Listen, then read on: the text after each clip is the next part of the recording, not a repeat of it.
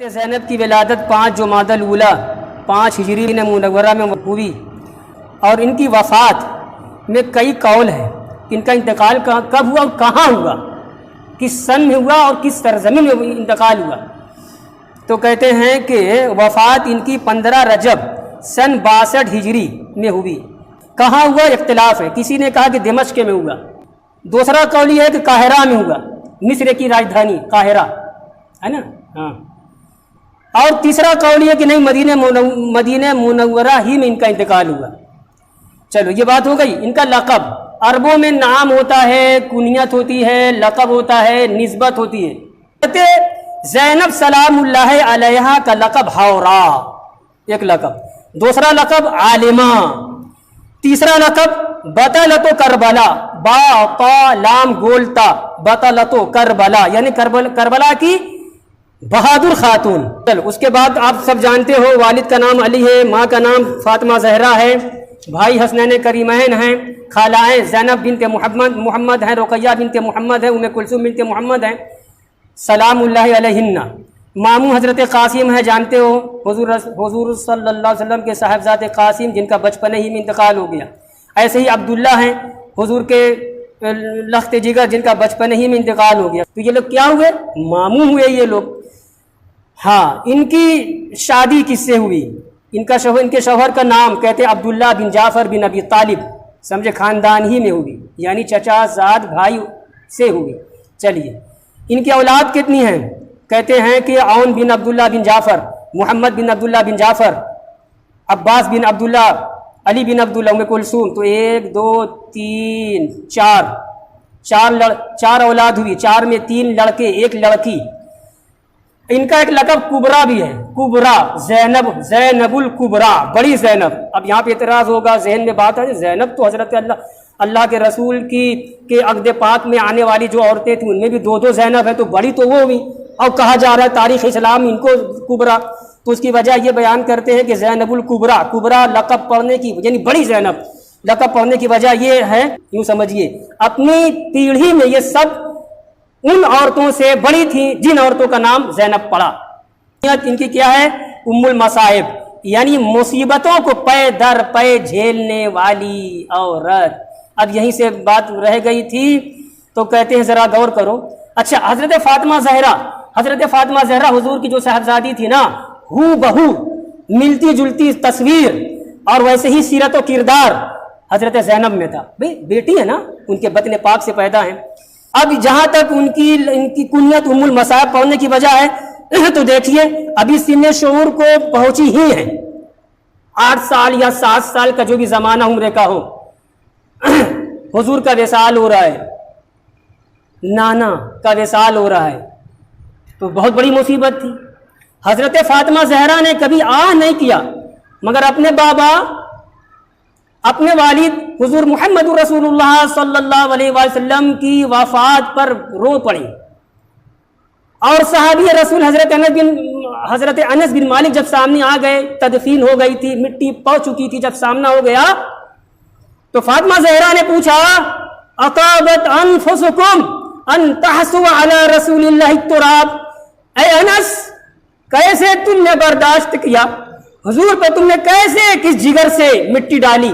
صحابی رسول حضرت انس رونے لگے، چہرہ چھپا لیا، سمجھے؟ تو حضرت فاطمہ زہرا انہی کی یہ صاحبزادی ہیں۔ کہنا یہ چاہ رہا ہوں کہ ماں کا جب یہ عالم ہے اپنے والد کے انتقال پر، وصال پر، تو نواسی زینب کا بھی جو وہ بھی کم عمر ہے، 7-8 سال کی ہے، کیا ماحول رہا ہوگا؟ تو پہلا غم برداشت کیا۔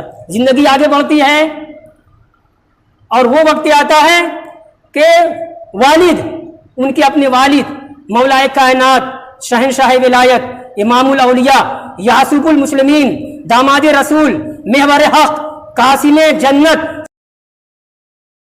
حضور علی مرتضی کرم اللہ وجہ الکریم کو شہید کیا جاتا ہے مسجد کے اندر، کوفہ کی جامع مسجد کے اندر۔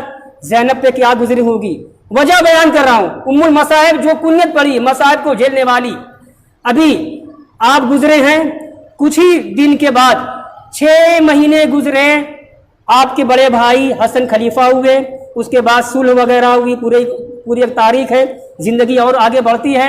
चंद ही साल में किसी मलऊन बदबख्त नाम निहाज मुसलमान कहना भी सही नहीं कि उसने आपके बड़े भाई हजरत हसन अलैहिस्सलाम को जहर देकर हलाक कर दिया। क्या गुजरी होगी भाइयों पर, हजरत ज़ैनब पर। बयान कर रहा हूँ वजह, उम्मुल मसाइब क्यों कुनियत पड़ी, मसाइब को झेलने वाली, आफात बलियात को झेलने वाली, गमों का पहाड़ बर्दाश्त करने वाली कौन, हजरत ज़ैनब सानिया ज़हरा सलामुल्लाह अलैहा। तो भाई भी शहीद हो जाते हैं। उसके बाद कुछ ही जमाना आगे बढ़ता है, मारके करबला पेश आता है, और मारके करबला में अपने भाई की शाना बशाना रही। मदीने से मक्का, मक्के से मदीने, मदीने से करबला, करबला से कूफा, कूफा से शाम, तो करबला तक तो साथ थी। और करबला में जब शहादत का वाकया हो चुका है, तो अब जरा देखो, औरत जात होकर के देख रही हैं अपने खानदान के 1 2 नहीं 18 अफराद को शहीद होते हुए जो औरत देखे, क्या मामूली चीज है। घर में वाकया हो जाता है मुसलमानों, हादसाती मौत हो जाती है, तो पूरा घर मातम कदा बन जाता है। मोहल्ले और गलियों में शोक की लहर दौड़ जाती है, पूरा शहर गमनाक हो जाता है। जब कोई बड़ा हादसा हो जाता है, अनहोनी हो जाती है, वाह रे नबी के घर आने वालों, तुम पर अल्लाह का लाखों लाखों और करोड़ों अरबों बेशुमार सलाम हो। ये आप ही लोग की हिम्मत थी, और इन आजमाइशों से ऐसे गुजर गए खंदा पेशानी के साथ कि वो आप ही का हिस्सा था। वो कोई आम मुसलमान उसको बर्दाश्त नहीं कर सकता, सह नहीं सकता। हजरत ज़ैनब जब आपके भाई और आपके भाई के साथ आपके भांजे, आपके भतीजे और 17-18 अफराद खानदान रिसालत जब शहीद कर दिए गए हैं, अब उसके बाद मुसीबत पर मुसीबत देखो, यजीदियों ने क्या किया कि खेमे में दाखिल हो गए, खेमे में घुस गए। हजरत इमाम हुसैन अलैहिस्सलाम की मौजूदगी में भी कोशिश की थी घुसने की, तो कहा, शिमरे से कहा और खोली से कहा, और बड़े बड़े जो उनके घर आगे थे यजीदियों से कहा, तुम्हें शर्म नहीं आती, तुम्हारे अंदर शराफत दियानत कुछ नहीं है, अखलाक नाम की कोई चीज नहीं है। अरे अगर तुम सही माना में मुसलमान नहीं तो अच्छे इंसान तो बन जाओ, मस्तूरात की तरफ बढ़ रहे हो। भागे सब। ये कब? जबकि शहादत इमाम पाक की नहीं हुई थी, लेकिन दिल गंदा हो चुका था, दिल स्याह हो चुका था। इमाम अली मकाम की शहादत के बाद घुस गए खेमे में। हजरत ज़ैनब सलामुल्लाह अलैहा के कांधे से, सर से रदा को, चादर को, ओढ़नी को खींच लिया, और जो भी औरतें थी बदतमीजी बदसलूकी से पेश आए। उसके बाद क्या किया?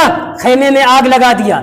सारी मुसीबतों को बर्दाश्त कर रही हजरत ज़ैनब सलामुल्लाह अलैहा। ऐ ज़ैनब बिनते अली, आप पर अल्लाह का लाखों करोड़ों अरबों बेशुमार सलाम हो। ये आपकी हिम्मत थी, मर्दाना हिम्मत थी कि आपने वो काम किया है उम्मत मुहम्मदिया का एक जियाला से जियाला और पहलवान से पहलवान तर शख्स भी अंजाम देने से ये काम कासिर है।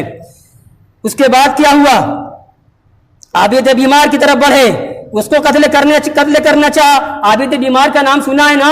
हजरत ज़ैनुल आबिदीन, और उनका नाम भी इमाम हुसैन ने अपने अब्बा के नाम पर अली रखा था। ये बहुत कम लोग जानते हैं। ज़ैनुल आबिदीन, शायर कहता है आबिद बीमार, तो ये आबिद बीमार, ज़ैनुल आबिदीन और अली, ये सब वही है।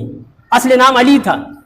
तो इन्होंने भी तो बीमार थे ना, नकाहत थी, कमजोर थे और बुखार में तप रहे थे, फिर भी उठे, आंखों से आंसू जारी हैं, अपने बाबा इमाम पाक से फरमा रहे हैं कि मेरे होते हुए आप रन में नहीं जा सकते, मुझे इजाजत दीजिए। गले से लगाया था इमाम पाक ने, चिमटाया, बोसा दिया, प्यार किया। अपने इस बुखार में तपते हुए जमा बेटे से फरमाया, बेटे तुम जानते नहीं हिकमत क्या है, तुम जिहाद में नहीं जाओगे, तुम रन में नहीं जाओगे, मैदान कारजार में नहीं जाओगे। मेरे बाद मुझे खदशा है कि यजीदी भेड़िए खेमे पर हमला करेंगे, उस वक्त तुम होगे और इन मस्तूरात को करबला से मदीने में ले जाने वाले तुम होगे, तुम्हारी सरपरस्ती में काफिला जाएगा। रोक दिया था ना। उस आबिदी बीमार पर बढ़े कत्ल करने के लिए ज़ैनब आगे बढ़ती, खबरदार, तुम्हें शर्म नहीं आती? अभी ये सही से जवान भी नहीं हुआ है, सही तरीके से बीमार में बुखार में तप रहा है। अब तुम अपनी जमा मर्दी इस बुखार में तपते हुए लड़के में दिखाओगे तो सब रुक गए। खैर उसके बाद क्या हुआ? खेमे में आग लगा दी, बेपर्दा कर दिया मस्तूरात खानदान रिसालत को। उसके बाद बेड़ियों में, जंजीरों में जकड़ करके خواتین کو بھی اور بچے کچے جو لوگ تھے بچے اور عابد بیمار کو بھی اونٹ کی ننگی پیٹھ پر بیٹھا کر کے، جب اونٹ پر بیٹھا جاتا ہے، گھوڑے کی پیٹھ پر بیٹھا جاتا ہے تو موٹا کپڑا بٹھایا جاتا ہے نا، تاکہ بیٹھنے میں کچھ تکلیف نہ ہو، گلن چبھن کا احساس نہ ہو۔ مگر ان ملعونوں نے اونٹ کی ننگی پیٹھوں پر خاندان رسالت کی عورتوں کو بٹھایا، حضرت زینب بھی ہیں، اور سب کو ڈھارس دے رہی ہیں، سب کو سمجھا رہی ہیں، دلاسا دے رہی ہیں کہ بیٹو اللہ کی جو مرضی تھی ہو گئی، وہ کام ہو گیا، اس کی رضا پر راضی رہو، جزا فضا کرنے سے کوئی اب فائدہ نہیں ہے، صبر کرو، خدا کی بارگاہ میں انصاف ہوگا، ہمارے شہداء کا خون ہوگا اور یزید اور یزیدی درندے سامنے ہوں گے، خدا انصاف کرے گا، صبر کرو۔ واقعات تو بڑے لمبے ہیں، اب وہ واقعہ پر آ رہا ہوں صرف جو کہہ کر کے میں نے روک دیا تھا۔ جب قافلہ کربلا سے کوفہ پہنچا، کوفہ یہ ایک صوبہ تھا نا، اور صوبہ جو صوبائی حکومت تھی، ابن زیاد تھا گورنر، جب گورنر کے دربار میں قافلہ پہنچا وہاں بھی تسلیلی حرکت کی گئی، برداشت کیا، حضرت زینب نے کچھ جواب دیا، اس کے بعد وہاں سے قافلہ جب پھر شام کی راجدھانی دمشق میں لے جایا گیا، جہاں بڑا شیطان بیٹھا تھا، جی جہاں سب سے بڑا گھرو گھنٹال شیطانوں کا ابلیس بیٹھا تھا، یزید بن معاویہ بیٹھا تھا۔ جب وہاں دربار میں قافلہ پہنچا ہے تو یہ واقعہ بڑا ہی دہلا دینے والا ہے۔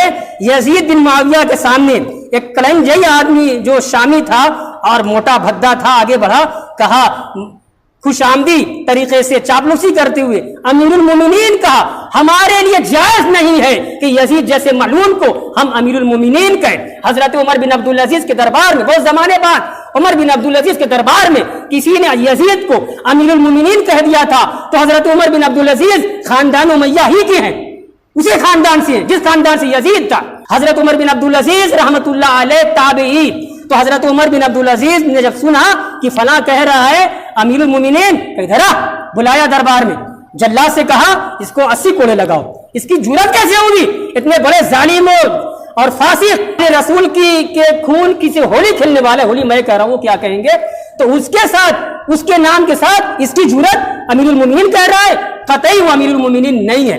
تو یہاں پہ وہی ہوا، اس نے کہا کہ امیر المومنین یزید آپ اس بچی کو مجھے دے دیں، استغفر اللہ۔ حضرت زینب کی چھوٹی بہن حضرت فاطمہ ہے، فاطمہ بنت علی، اس وقت مکمل طور سے بڑی بھی نہیں ہوئی تھی، اور یہ مردود کہہ رہا ہے یہ لڑکی مجھے دے دیجئے۔ حضرت زینب پر کیا گزری ہوگی، حضرت زینب کی آنکھیں لال ہو گئی، چہرہ سرخ ہو گیا، کہا او بدبخت، نہ تجھے یہ حق ہے کہ میری بہن کو لے لے، اور نہ تیرے یہ جو تیرا گرو بیٹھا ہے، نہ تیرا استاد یعنی یزید، اس کو بھی حق نہیں ہے۔ اب یزید بھی آدھ بگولا ہو گیا، یزید کہتا ہے ہاں مجھے حق ہے، اگر میں چاہوں تو تم سے چھین کر کے تمہاری بہن کو اس آدمی کو دے دوں۔ اللہ، حضرت زینب نے کہا کہ نہ تجھے اختیار ہے، نہ تیرے اس جو ہے گرو کو استاد کو نہ اختیار ہے۔ یزید آدھ بگولا ہو گیا، یزید کہا کہ مجھے اختیار ہے، میں چاہوں تو دے سکتا ہوں۔ زینب نے کہا قطعی نہیں، یہ اور بات ہے کہ تم ملت اسلامیہ سے نکل جائے، اعلانیہ اسلام مذہب سے برات کا اظہار کر دے، الگ ہو جا، تبھی کر سکتا ہے ورنہ نہیں کر سکتا۔ تو یزید کہا کہ اے زینب، اسلام سے تو تو نکل گئی، تیرا باپ نکل گیا، تیرا دادا نکل گیا، علی کو، باپ حسین کو نکل گیا۔ حضرت زینب نے کہا یزید میری وجہ سے، میرے باپ کی وجہ سے، میرے دادے علی کی وجہ سے تو نے، تیرے باپ معاویہ نے، تیرے دادے سفیان نے ہدایت پائی، ہدایت پائی، میرے گھرانے سے ملی ہدایت، تو کیا، تیری اوقات کیا، سمجھ گئے؟ میرے نانا جو دین لے کر کے آئے تھے وہی دین تو نے قبول کیا ہے، تو قطعی تیرا حق اور اختیار نہیں ہے کہ ہم لوگوں کو تو کنیز بنا لے۔ واقعات بہت سارے ہیں، اللہ تبارک و تعالی حق کہنے، حق سمجھنے، حق پر عمل کرنے کی توفیق عطا فرمائے۔ وآخر دعوانا ان الحمدللہ رب العالمین۔